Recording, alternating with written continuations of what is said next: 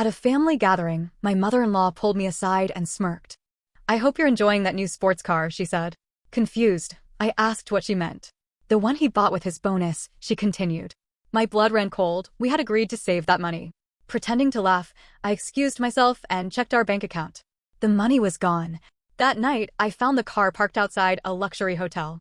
I left a note on the windshield that read, "Enjoy your new ride, while you still can." When he came outside, the car was already being towed, and so was his life. I don't know what's worse, the fact that I married a liar or the fact that his entire family knew before I did. I'm posting this because I need to get it out. Maybe writing it down will make it real. Maybe I'll finally accept that the life I thought I had was never real to begin with. For 6 years, I thought my husband and I were a team. We worked hard, made plans, and built a life together. We weren't rich, but we were doing okay. A few months ago, he got a big promotion at work. With it came a hefty bonus, and we both agreed we'd put it into savings. Maybe for a down payment on a better house, maybe for a big vacation. We talked about it multiple times. We had a plan. Or at least, I thought we did. Last weekend, we were at his parents' house for a family gathering. It was the usual exhausting event where his mom spent the whole time bragging about his sister's new car and his dad droned on about his golf game. I was barely paying attention, sipping my wine, when my mother-in-law pulled me aside. She had this smug look on her face, like she was about to drop some juicy gossip. She leaned in close, fake smile in place, and said, "I hope you're enjoying that new sports car." I blinked. "What?" "The one he bought with his bonus," she said. "Must be nice to have a man who spoils you." My stomach dropped. I forced myself to laugh, pretending I was in on whatever joke she thought she was making.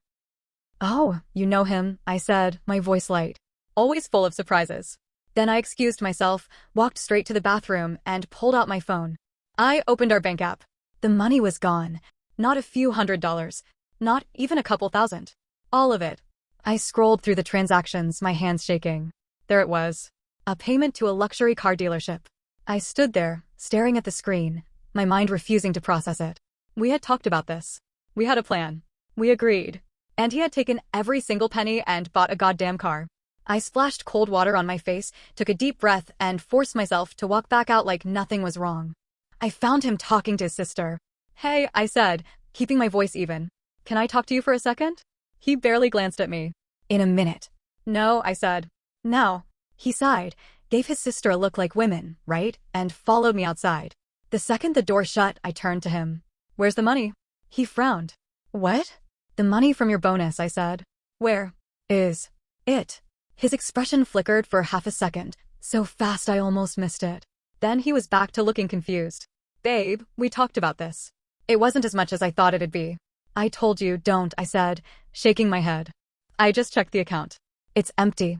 His mouth opened, then closed. "I know about the car," I said. "The one you bought with the money we were supposed to save. You didn't think I'd find out?" His face turned red. "Who told you that?" I laughed. "That's what you're worried about? Not the fact that you lied to me? Not the fact that you spent our money on something we didn't agree on?" He rubbed his hands over his face. "Look, I was going to tell you. It's just what?" I snapped. "You thought I wouldn't notice? You thought I wouldn't care?" He sighed heavily, like I was the one being unreasonable. "It's not a big deal." "Not a big deal?" My voice came out high-pitched, almost hysterical. "You emptied our savings for a car, and you think it's not a big deal?" He glanced back toward the house like he was worried someone would hear. "Can we talk about this later?" "No," I said. "We're talking about it now." He rolled his eyes. "It's not like I spent it on something stupid. It's an investment." I stared at him. "An investment? Are you serious?" "Babe, cars hold their value, oh my god." I let out a short, humorless laugh. "Do you think I'm an idiot? Cars depreciate. You spent all of our savings on a status symbol. For yourself." His jaw tightened. "You're overreacting." I felt something in me snap. I took a deep breath and forced myself to smile. "You're right," I said. "This isn't a big deal. Enjoy the party." Then I turned and walked away, ignoring him calling my name. I got in my car and drove straight to the dealership. It was easy to find. The bright red sports car was parked right out front like it was on display. I sat there, staring at it, my pulse pounding in my ears. Then I got out, grabbed a pen and a scrap of paper from my bag, and wrote a note. "Enjoy your new ride, while you still can." I placed it under the windshield wiper. Then I pulled out my phone and called a tow company. "Hi," I said, my voice steady. "I need a vehicle towed. It's parked illegally, and I want it taken back to my address." They asked for details. I gave them everything. Then, just for fun, I opened my Maps app and checked the location history on my husband's phone. It showed frequent visits to a luxury hotel. I stared at the screen, my hands gripping the phone so tightly my fingers hurt. I sat there for a long moment, trying to convince myself I was wrong. But I knew I wasn't. I knew exactly what I was about to find.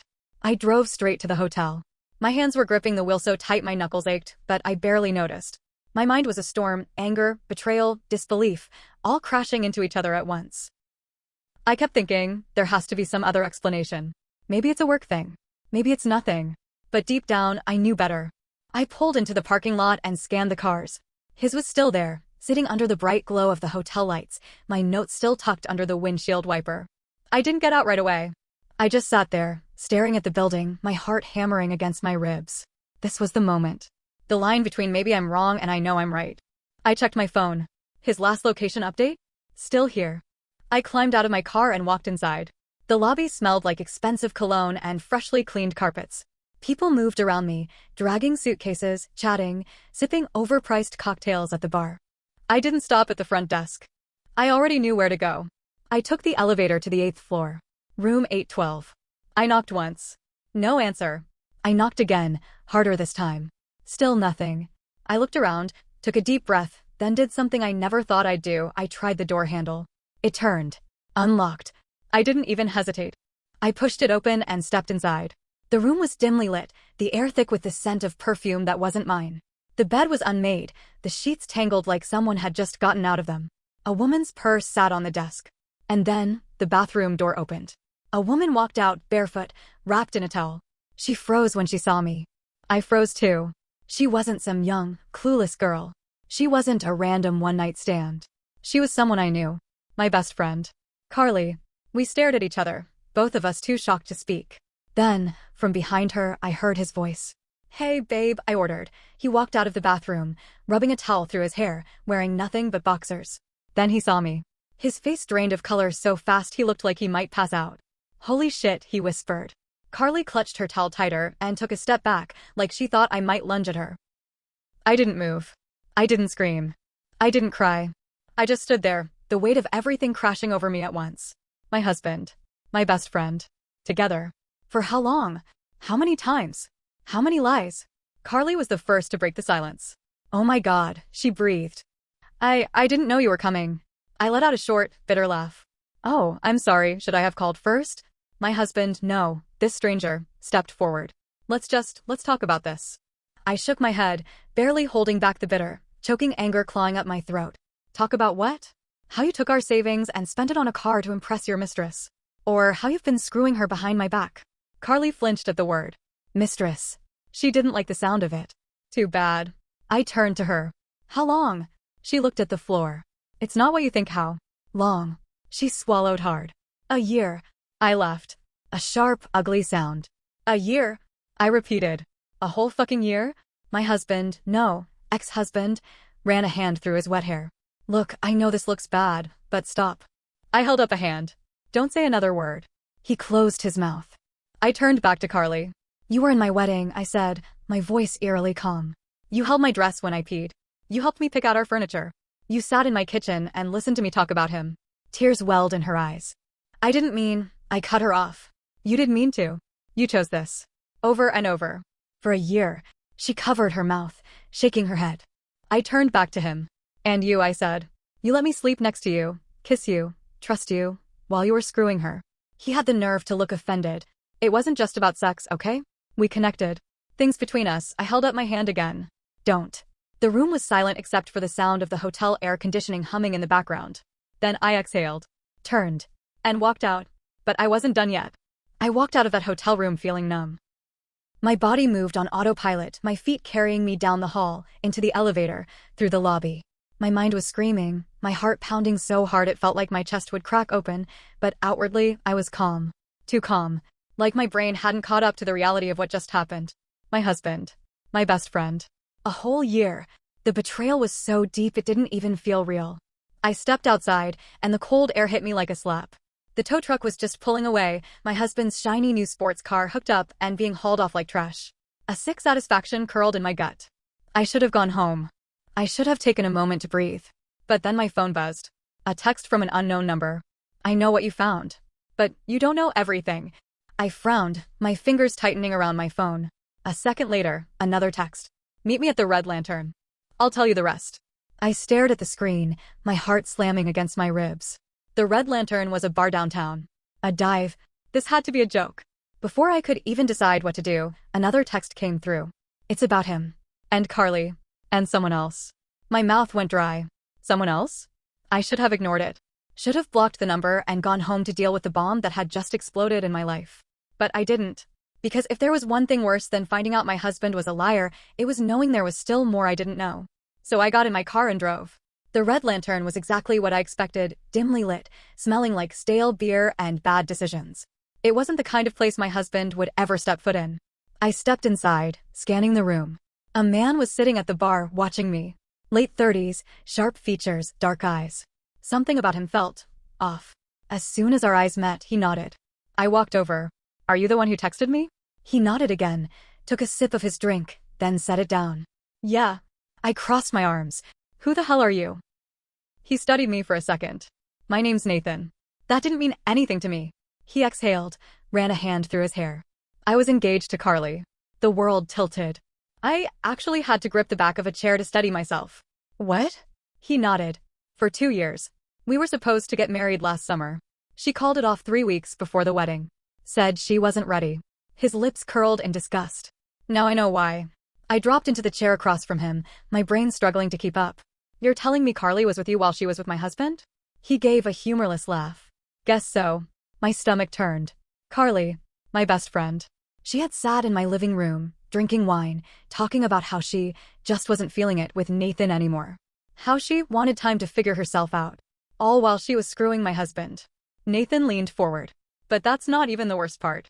I swallowed. What could possibly be worse than that?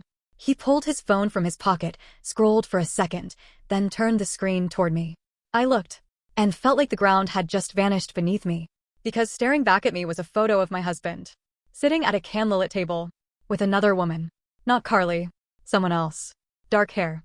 High cheekbones. A wide smile that, in any other situation, I would have thought was beautiful. The timestamp on the photo? 3 weeks ago. I looked at Nathan, my breath shallow. Who is she?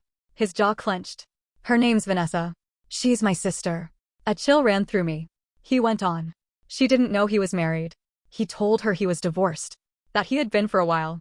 He was serious about her. They were talking about moving in together. I felt sick. A whole other relationship. Another woman. Another life. I shook my head. No, this can't. I stopped myself. It could. Of course it could. I had just found out he'd been with Carly for a year. Why wouldn't he have more? Nathan watched me carefully. I wanted you to know. Because whatever you thought this was. He shook his head. It's worse. I sat there, staring at my hands, my pulse pounding so loud I could barely think. Then something clicked in my brain. The money, the bonus was huge. But the car? It was expensive, sure, but it didn't cost all of it. So where was the rest? I met Nathan's eyes. You said he was planning to move in with your sister?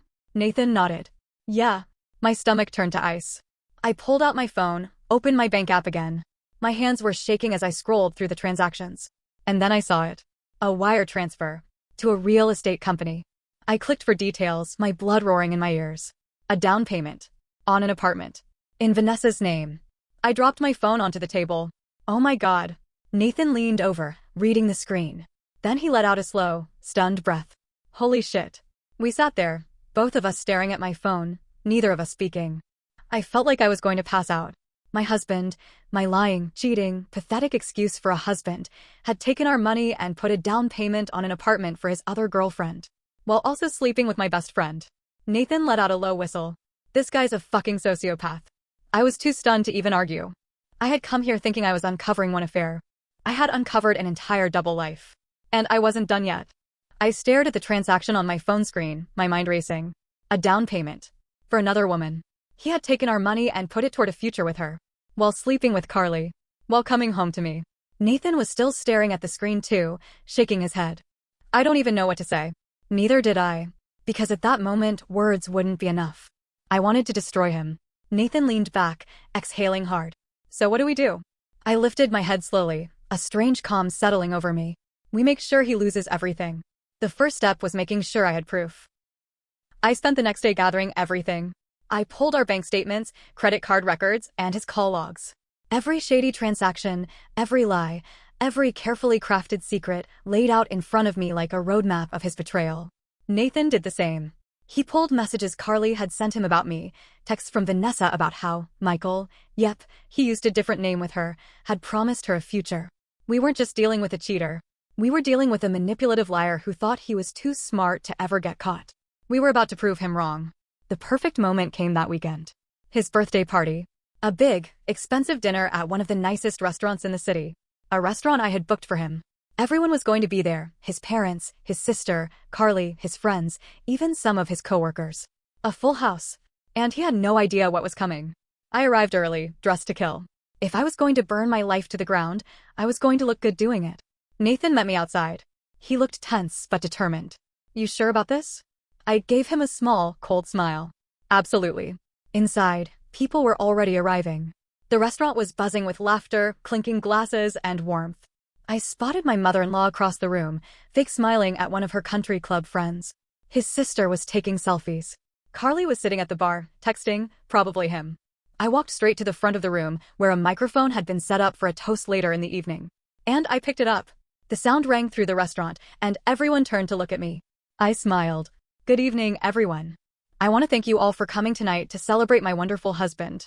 I turned toward him, meeting his suddenly uneasy eyes. I have a little speech prepared. And a surprise.